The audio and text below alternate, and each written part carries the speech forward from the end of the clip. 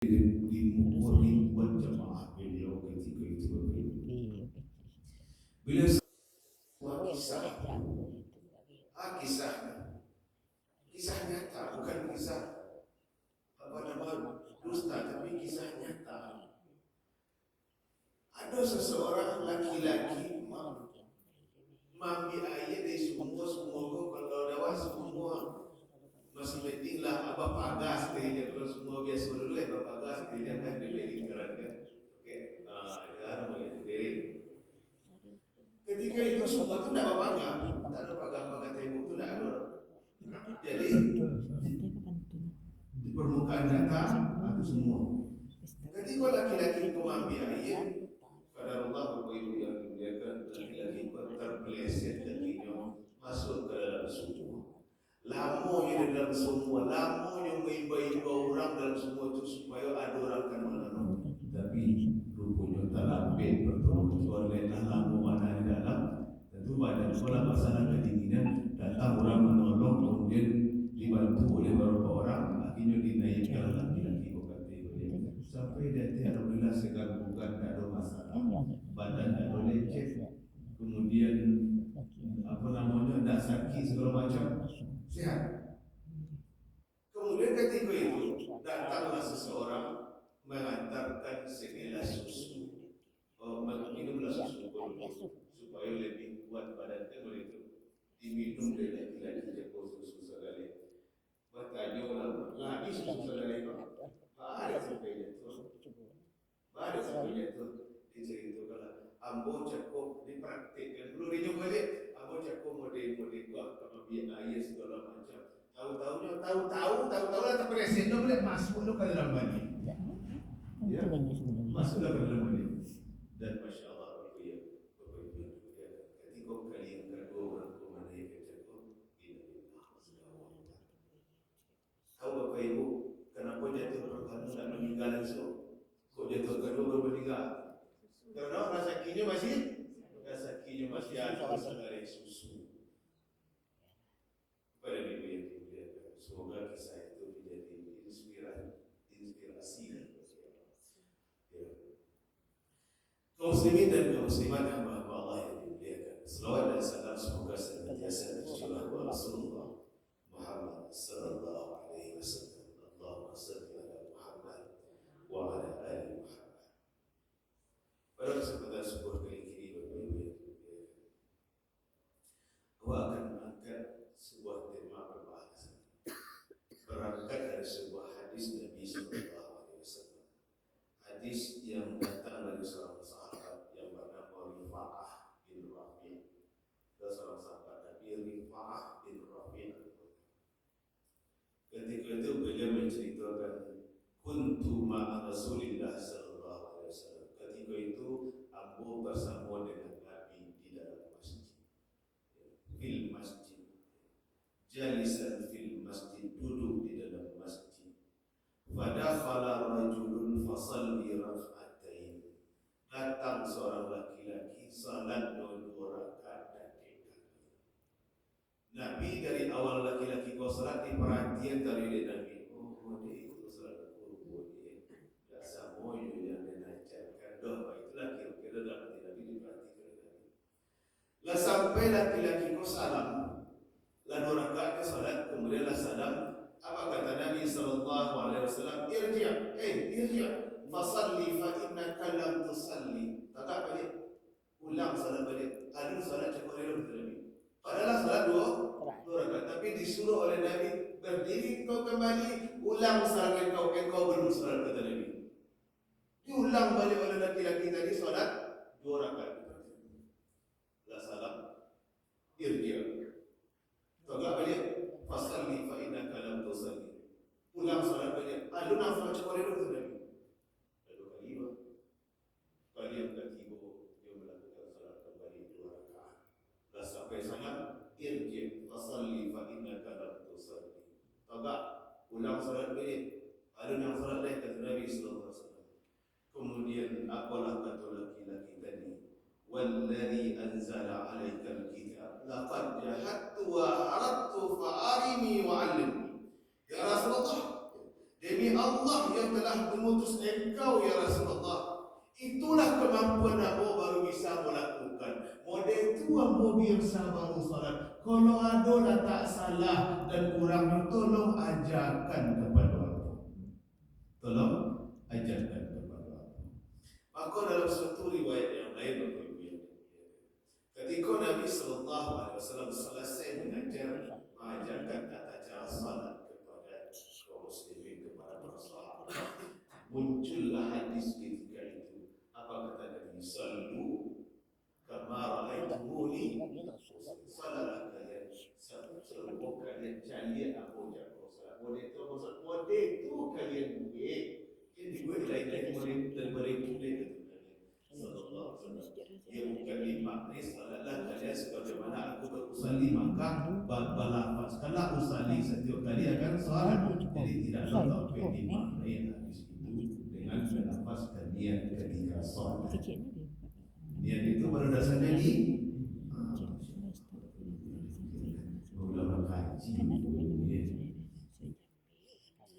Kemudian kepada ibu yang dimuliakan oleh Allah Subhanahu Wa Taala, ketika itu apa yang disampaikan oleh Nabi Sallallahu Alaihi Wasallam kepada sahabat yang salat cakap, yang selalu diulang-ulang cakap, "Idza qumta ila shalah fa'asbiril wudu" atau fa'ahsana wudu.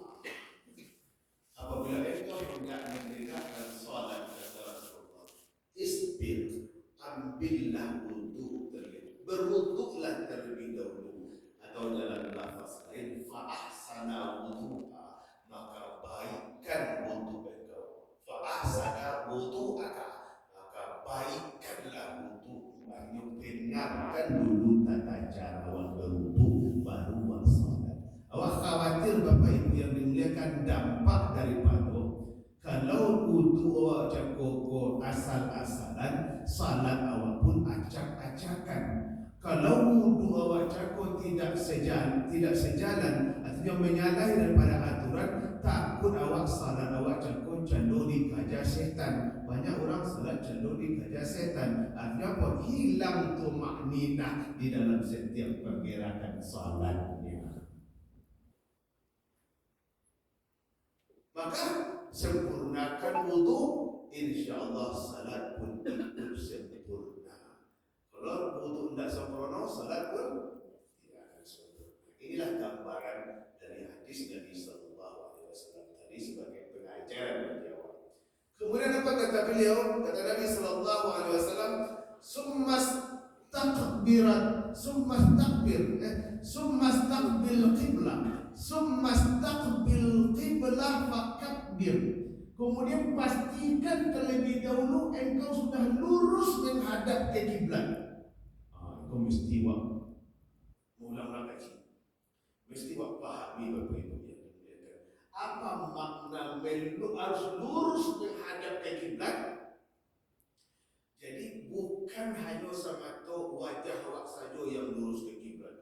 Bukan hanya semata tubuh awak saja yang harus lurus ke kiblat, tetapi ada beberapa anggota tubuh yang lain yang mesti hadapkan ke kiblat. Sampai-sampai Bapak dan Ibu yang dimuliakan, kalau takbiratul ihram itu mestinya bahasa kan?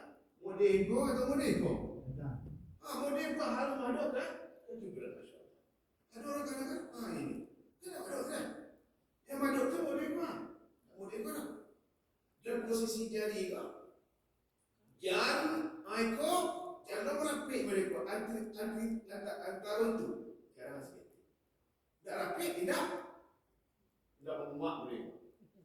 Itu harus jadi mereka. Itu sunnahnya mereka Bapak Ibu yang dimuliakan. Sunnahnya mereka. Kemudian syekh lain, ada sebagian ulama mengistilahkan Bapak Ibu. Ada orang salat disuruhnya menghadap ke kiblat, tapi kiblat dibagi dia jadi tiga. Pernah mendengar istilah itu? Tidak ada. Ikut jadi Bapak Ibu salah sangkulah kamu ikut sekali mengaji dan salat sembahyang kami itu dan diuncang-uncangnya. Apa dia itu 20 kan? Aku menyesuaikan saja dengan tuntunan syariat dari baginda Nabi Sallallahu Alaihi Wasallam. Ada orang salat disuruh madhab kiblat, tapi lain madhab ke kiblatnya, tapi kiblatnya dibagi jadi 3 ini.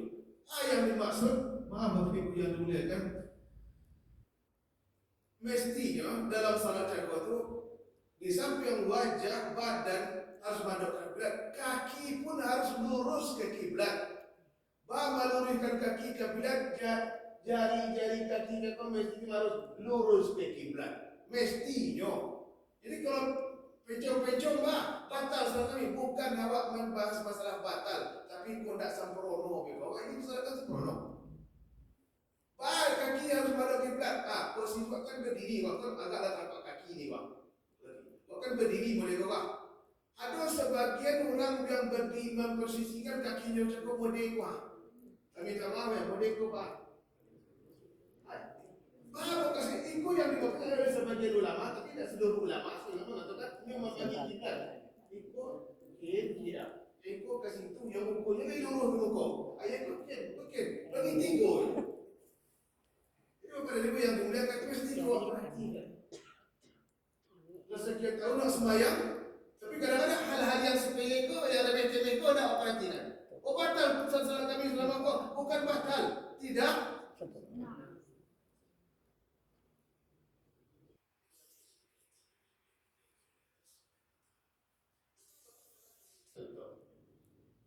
Kalau ingin buka persoalan-persoalan yang lain, apalagi perkara-perkara beko yang berkenaan dengan perkara-perkara yang makruh di dalam salat, Bapak Ibu yang mulia. Banyak kaum muslimin hari ini kau melakukan perkara-perkara yang makruh di dalam salat. Apa di antara perkara yang makruh? Makruhnya termasuk yang tidak tumakninah tadi.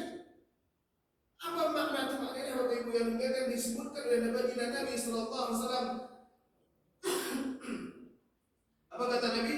Aswa'un nasi sariqatan alladhi yasriqu min salatihi. Seburuk-buruk manusia itu adalah yang mencuri di dalam salat mereka. Kan masalah mencuri? Dalam salat bisa mencuri? Siapa? Siapa yang mencuri dalam salat? Dikatakan oleh Nabi dalam hadis lain, la salata liman la tumaknina lah. Tidak ada artinya salat kalau kalian tidak ada tumakninah, kata Nabi. Jadi orang yang mencuri dalam salat itu, kata Nabi, dimaksud adalah orang yang tidak tumakninah di dalam salat mereka. Apa makna tumakninah? Tumakninah itu mestinya luruskanlah tulang pinggang itu ketika duduk tahiyat, ketika duduk antara 2 sujud, ketika berdiri yang tinggal, ketika rukuk luruskan, ketika sujud luruskan tulang pinggang. Tidak bungkuk-bungkuk. Itu makna tumakninah sebetulnya. Berdiam sesaat ketika itu. Jangan tak kaja-kaja. Jangan cedok-cedok dikaja.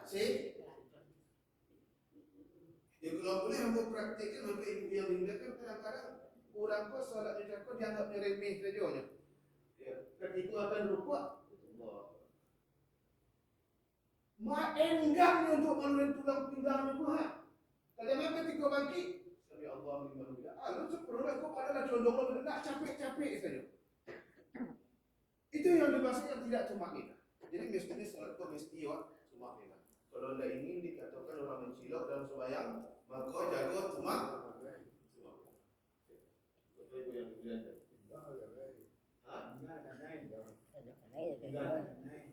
Oh, masya Allah.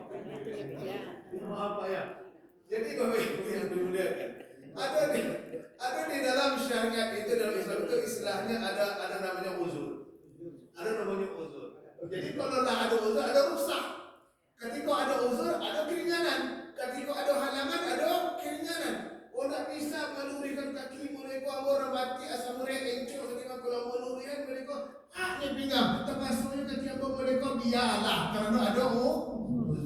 Oh, apa rupanya sendiri tak bisa luruskan pinggang mereka, kerana dah tua, sakit pinggang atau lauzur segala macam.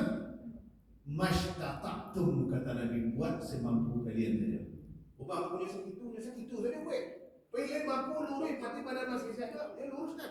Tapi kalau tak mampu segitu, dia pada dia turun sakit. Ada segitu saja. Itu namanya uzur.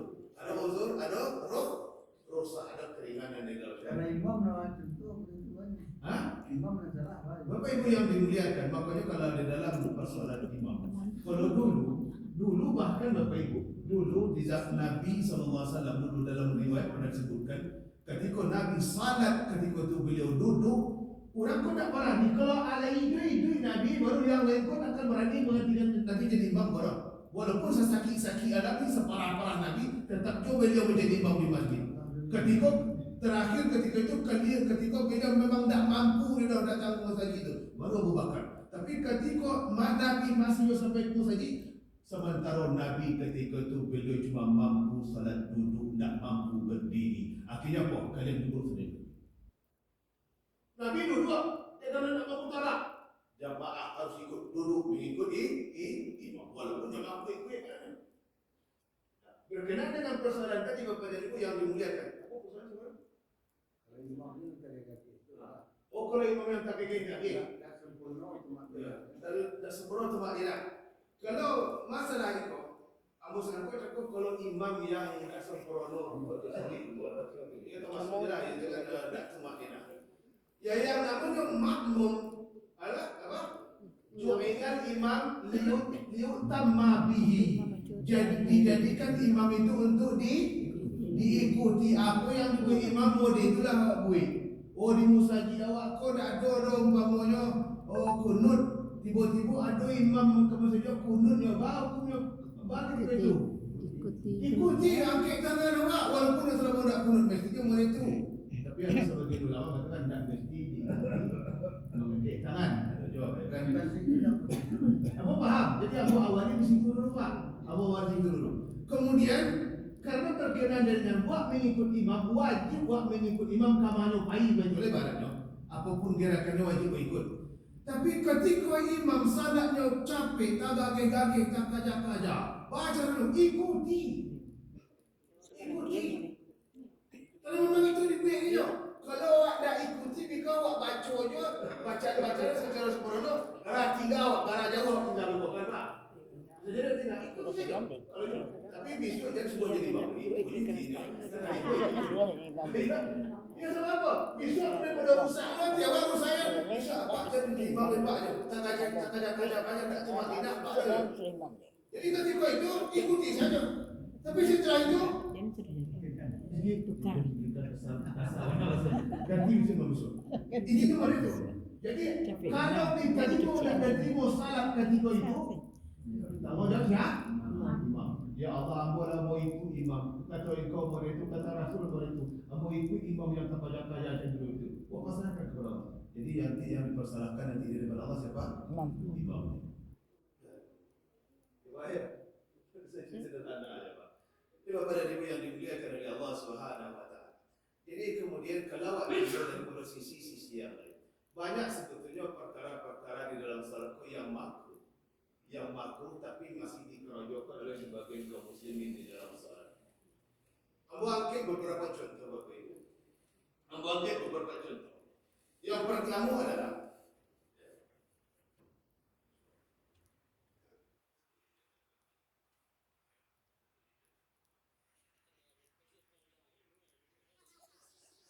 sangat sekali menyokong.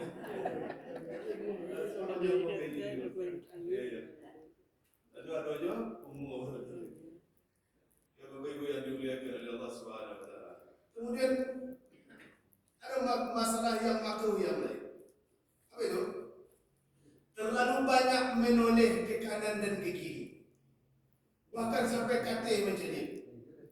Kadang tanpa awak sadari Bapak Ibu yang dimuliakan. Awak dalam satu kadang tak bawa perasaan, tak bawa hayalan, tak bawa pikiran-pikiran yang lain. Jadi sehingga pandangan mata cukup tak fokus menghadap ke kiblat. Walaupun muka menghadap kiblat tapi mata kau kadang melirik. Kadang-kadang ketika awak salat mendengar ada orang masbuk datang di sebelah. Tahu awak siapa orang kau cakap. Padahal awak cuma nak menengok dia tapi melirik aja. Melirik itulah itu termasuk bagian daripada colekan syaitan di dalam salat kata Nabi sallallahu alaihi wasallam. Apa kata beliau? Ya. Itu termasuk colekan setan. Diculik baru. Dicubit. Itu termasuk kerjaan setan itu. Bahkan bagi orang yang menengok katil, ada kadang-kadang orang tak sadari Bapak Ibu yang dimuliakan, kadang takbiratul ihram Allah. Ikut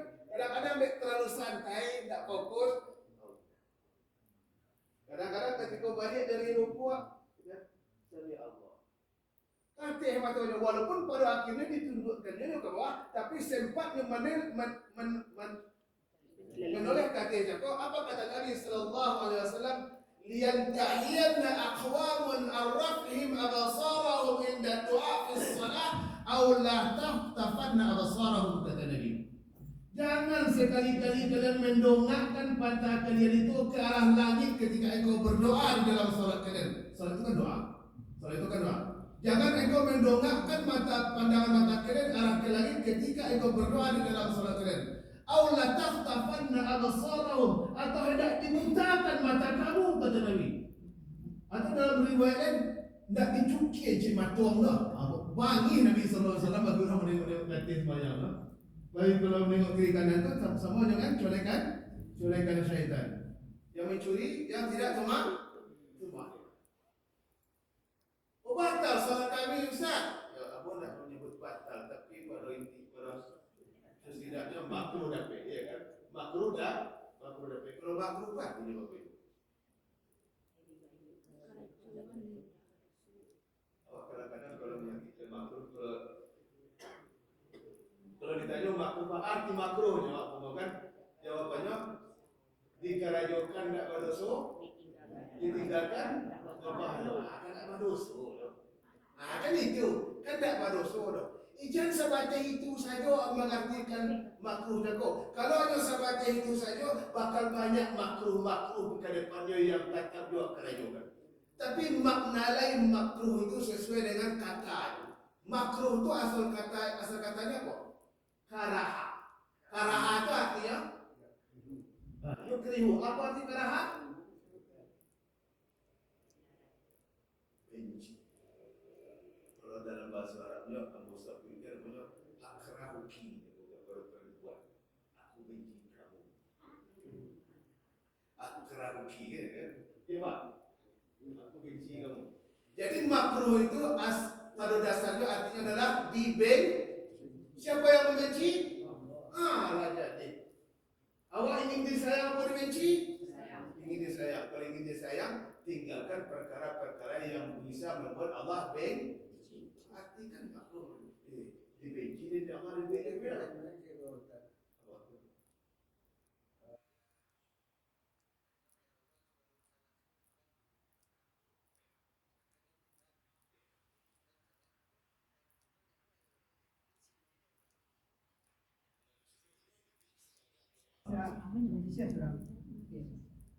Malaysia di belakang imam, di belakang makmum yang lain. Berarti tidak berjamaah je lah. Tapi menjawab dari jamaah yang lain.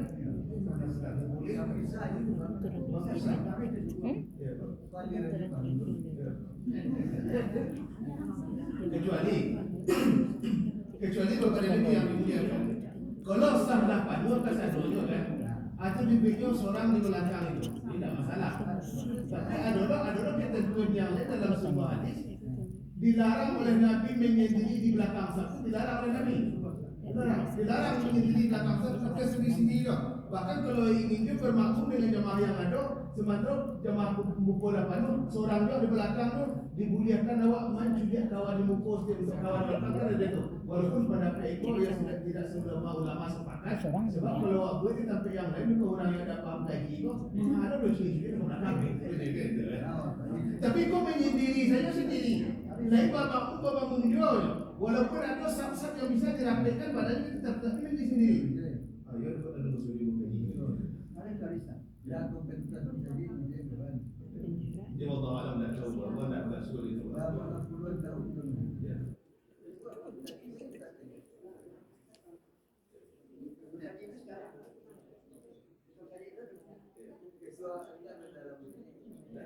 Jadi sampaikan, jadi mau menyampaikan, dialog, apa mereka pada bergabung dengan kami.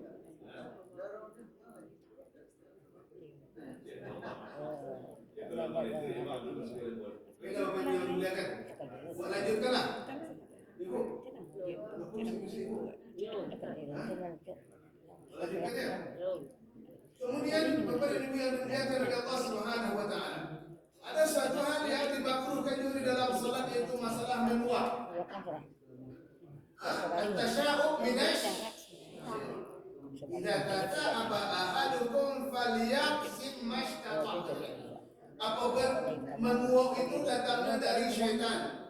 Kalau kalian menguap, maka tahanlah semampu kalian, baik di dalam salat ataupun di luar salat. Makanya kalau menguap itu tidak boleh membuka mencuap. Ditahan. Cara mana menguap? Mana menguap? Berpenyaki kepada hendak berpenyaki kepada doh. Awak menghindari supaya jangan setan mampu ke dalam. Jangan supaya mengempek setan ke dalam. Jadi tahan untuk menguap dalam apalagi dalam salat, tahan menguap jangan mengangguk. Ingat apa yang mulia kan? Ya kan? Falyaqsim mashtata. Tahan semampu kalian. Bisa, kamu pernah mencukup bisa. Hah? Ditutup pun tapi muncul yang dibuka mana? Kalaupun tidak bisa ditutup rapi, dia terbuka seketik nak balik, tapi dia saja ditutup pada tapak tangan. Ditutup di tapak tangan tapi muncul mengangguk wajah betul itu bagaimana sama dia aja tu dia. Dia mengangguk dia nak ulian. Tapi ditutup tapak tangan dibolehkan, tapi dia tetap terbuka. Apa yang dibolehkan? Bahkan ada ulama risiko mempertegas persoalan ini. Ketika kalian menguap di dalam salat, hentikan bacaan salat kalian. Setelah menguap sambung balik. Kalau dilanjutkan cuba praktik. Rusak bacaan. Itu ulama semua lebih hati-hati Bapak Ibu.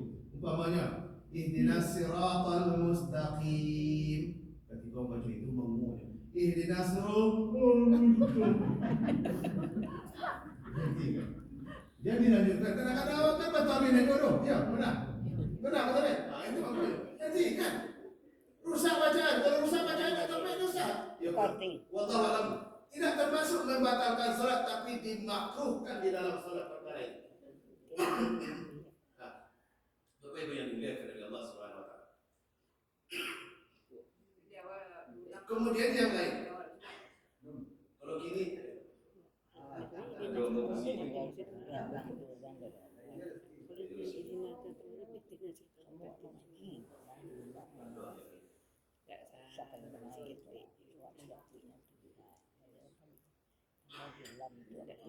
ada Nabi sallallahu alaihi wasallam menyebutkan dalam sebuah hadis. Hadis dari Abu Hurairah. An Abi Hurairah radhiyallahu anhu Nabi sallallahu alaihi wasallam annahu naha an yusalli ar-rajulu muhtasiran. Nah, dilarang. Nabi melarang salat seseorang itu muhtasiran. Muhtasiran kau ada ulama yang mengartikan jaga pinggang atau meletakkan tangan di pinggang. Ada tu. Boleh jadi itu tak pinggang pun. Tapi nak dulu mungkin sampai-sampai Nabi menjatuhkan larangan orang yang salat tegak pinggang. Apa mungkin cuba menurut akal awak dan logika awak. Nabi memerintahkan salat takbiratul lipet tangan di dada, di parui. Ada sahabat di zaman Nabi salah artikan mungkin barangkali Allahu Akbar dia. Kira-kira masuk dakar tak? Salah sampai sedikit jauh. Tak. Kan masuk dakar kan? Masuk dakar. Maka ulama mengatakan muhtasiran tagak pinggang kau bukan iko maksudnya. Tapi meletakkan tangan di pinggang. Apa contohkan? Kalau kini mungkin tidak boleh, ilmu dah berkembang Pak. Allahu Akbar. Dia pernah menengok dulu.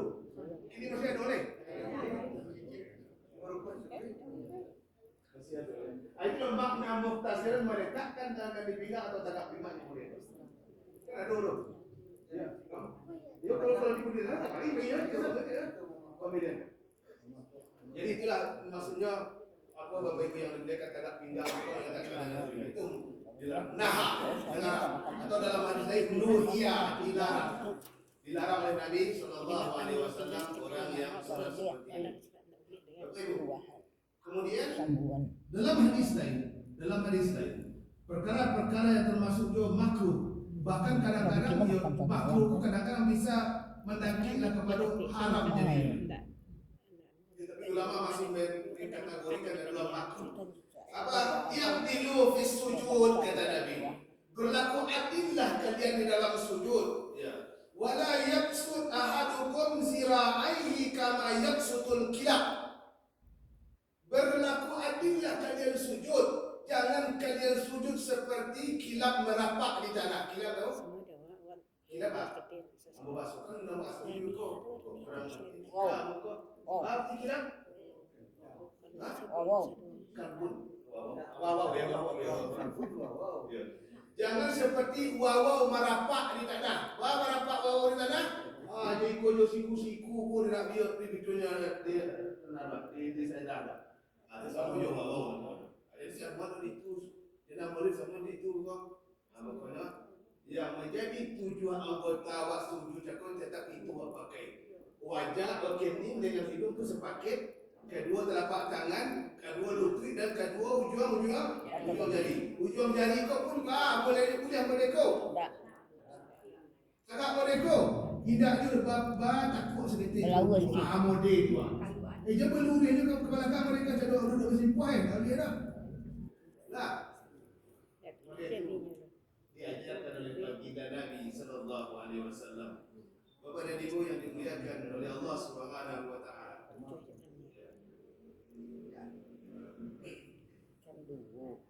Kemudian ada orang salat oleh Nabi sallallahu alaihi wasallam katakan cenderung kudo liar. Kudo nak batu kan mungkin kudo liar juga. Siapa yang dikatakan oleh Nabi seperti kudo liar? Disebutkan dalam sebuah riwayat. Kunna idza salaina ma'a Rasulillah sallallahu alaihi wasallam. Qulna assalamualaikum warahmatullah. Assalamualaikum warahmatullah. Wa asara biyadihi ilal janibain. Faqala Rasulullah sallallahu alaihi wasallam, alam tu'minu biaidikum ka'annaha aznab khailil syams. Apa kata Nabi sallallahu alaihi wasallam? Ada sahabat ketika itu salat, ada orang salat di bersama Nabi sallallahu alaihi wasallam. Kemudian ketika itu kami melakukan kata sahabat itu. Kami ketika mengucapkan assalamualaikum warahmatullah, assalamualaikum warahmatullah, tapi pertengahan boleh. Ya, ketika mengucapkan assalamualaikum warahmatullah, assalamualaikum warahmatullah, ada di kiri.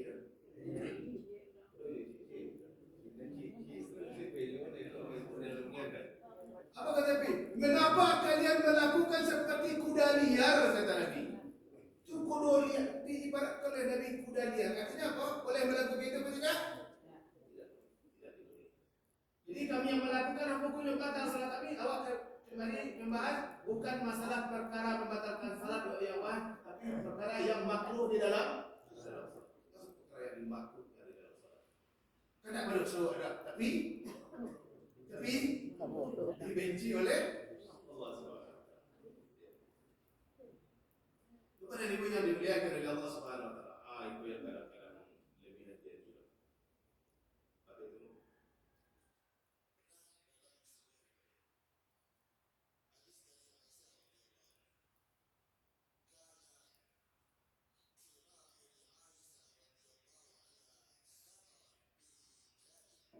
بيتها فقال النبي صلى الله عليه وسلم أبعدي عنا كرامك هذا فإنه لا تزال تصاوره تعرض لي في صلاتي. رواه البخاري. Hadis diriwayatkan oleh Bukhari. Aisyah dari Anas bin Malik, semoga Allah meridai beliau, ia berkata, Aisyah di rumah dia itu mempunyai tirai kain pintu yang menutupi samping rumah beliau. Ada semacam corak-corak, barang-gila, gambar lah, segala macam tirai pintu beliau itu. Tapi kan ada salat sunat di rumah. Tapi suatu ketika, ya Aisyah, gantilah tirai pintu, ada pintu yang sudah mengganggu kekusukan dan salat sudah ganti tirai. Apa maknanya? Jadi para ulama memaknai hadis itu, Bapak Ibu yang dimuliakan adalah, karena dalam suatu ketika, dalam riwayat lain, Nabi SAW pakai baju beliau, baju putih, dibanding baju kau dari Abu Jaham. Tapi baju kau lah ada cacatnya, ada bintik hitam. Pas dari punggungnya kau bintik hitam. Setelah Nabi selesai salat, makmum mengimami jamaah, sahabat di belakang berisik-berisik. Mengapa kalian berisik-berisik? Ya berzikir dan segala macam kami. Itulah kira-kira Bapak Ibu yang muliakan. Iya ya Rasulullah, kami tak ganggu. Apa yang mengganggu kalian? Ada bintik hitam di bajunya kami ya Rasulullah. Langsung pulang Nabi SAW, ya Aisyah, balikkan bajuku ke Abu Jaham, ganti dengan polos yang tak ada bintik. Ada bintik sedikit ini Bapak Ibu yang muliakan. Tapi menjadi gangguan bagi orang yang di belakang tak khusyuk. Apalagi kalau ada di depan-depan tulisan. Contoh ini kalau di depan kau masa kau. Di depan kau apa yang tulisan? Meluruskan dan rapatkan saf, atau yang lain apa? HP di matian yang lain apa? Kadang-kadang ada mesti laporan keuangan bagi sampai ya kan? Laporan keuangan, laporan pintu masuk pintu keluar.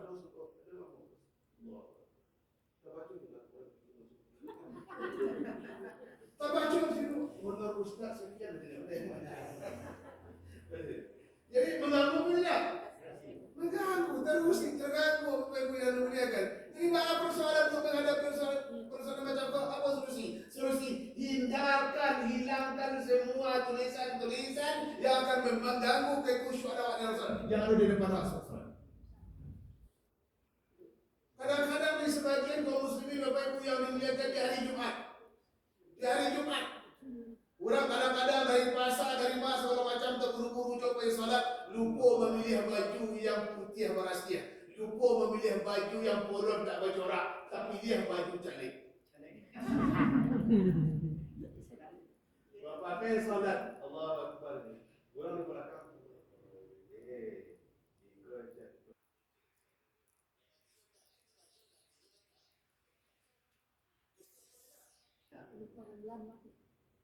Jadi dalam persoalan itu Bapak Ibu yang dimuliakan, banyak di dalam syair itu dianjurkan untuk kehati-hatian di dalam masalah ibadah salat. Dia perkara-perkara mungkin anggap remeh temeh sepele kan tak membatalkan. Yang penting kan salat tetap sah. Ya wallahu alam mungkin salat tetap sah, tetapi perkara-perkara yang telah awak lakukan yang menimbulkan orang terganggu segala macam, itu adalah perkara-perkara yang makruh yang disebabkan oleh perbuatan awak. Apa akibatnya? Kalau terlalu banyak awak melakukan amalan-amalan makruh, perbuatan-perbuatan yang dibenci oleh Allah Subhanahu wa taala, kok memang betul-betul Allah membenci awak sepenuhnya bakal.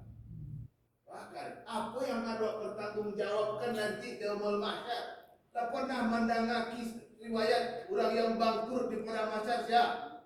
Datanglah menghadap Allah membawa pahala salat, pahala puasa segala macam, datang menghadap Allah, menuntut keadilan Allah, menuntut dimasukkan ke dalam surga. Rupanya pahalanya memang yo pari. Dosanya ringan, tahan buang dosanya kecil. Pahalanya pari, woi kau masuk surga. Lah sah masuk surga katanya. Tapi apa daya ketika kaki hendak melangkah ke surga, datang keadilan Allah yang dari yang lain, menuntut hak-hak mereka yang tidak tertunaikan, menuntut ibadah-ibadah mereka, ibadah-ibadah yang mereka tunaikan yang tidak sepenuhnya karena Allah, menuntut ibadah-ibadah yang banyak kekurangan-kekurangan. Habis pahala, habis apa? Pahala ibadah untuk membayar hutang-hutang saja, termasuk hutang tanah lagi, termasuk hutang hati orang sakit. Kau lain tu bawa ni bawa itu. Tapi dah tanda baca dia lain tak singgung lagi. Ya. Aku batin tanah atau batin tanah. Tapi dia awak kurang kau kadang-kadang dia balas nama dia alihnya batin tanah tu ke tanah kurang. Dia.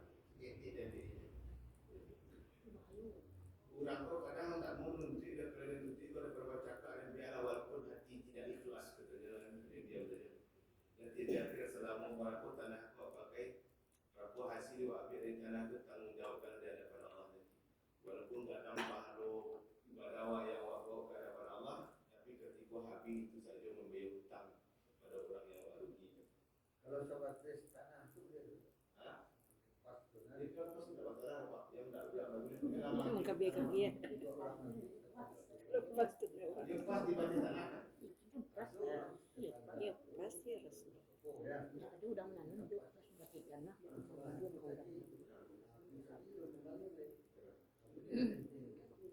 dia kan tanah orang tu. Dia orang tu. Tidak masalah.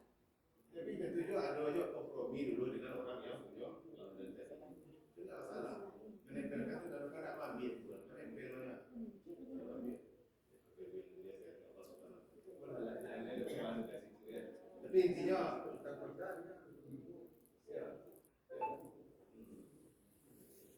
sebetulnya pembahasan lah akan dari sedikit daripada pembahasan awal.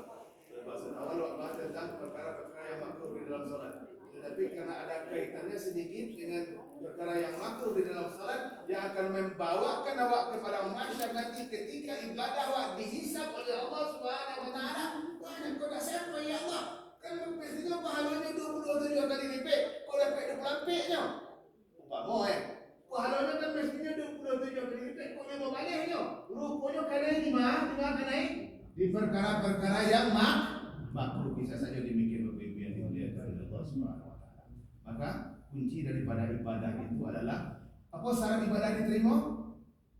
Ittiba wa tauqif. Apa syarat ibadah diterima? Ittiba wa tauqif. Apa ittiba? Mengikut Nabi, wa tauqif dan menurut apa yang telah ditetapkan oleh Nabi sallallahu alaihi wasallam. Ya. Lakukanlah yang syarat ibadah diterima. Yang pertama ikhlas, yang kedua ittiba wa tauqif. Ikhlas karena Allah, kemudian adalah mengikut Nabi dan menurut apa yang telah ditetapkan oleh baginda Nabi sallallahu alaihi wasallam. Mudah-mudahan kalau ikut tata cara ibadah yang telah dicontohkan oleh baginda Nabi sallallahu alaihi wasallam tersebut, maka insyaallah sempurnalah ibadah kita. Walaupun tidak sesempurna ibadah Nabi, paling tidak kita sedang berupaya untuk mengikuti Nabi sallallahu alaihi wasallam. Awak khawatir besok di padang mahsyar Bapak Ibu yang dimuliakan? Ada pernah mendengar riwayat umat Nabi diusir oleh Allah di padang mahsyar ketika akan minum air telaga? Tidak pernah? Diusir. Apa kata Allah? Ketika ada sebagian umat Nabi SAW datang ke tepian telaga Al-Kausar, telaga Al-Haud namanya, untuk meminum air telaga itu karena kehausan dan kelaparan karena di bawah terik matahari.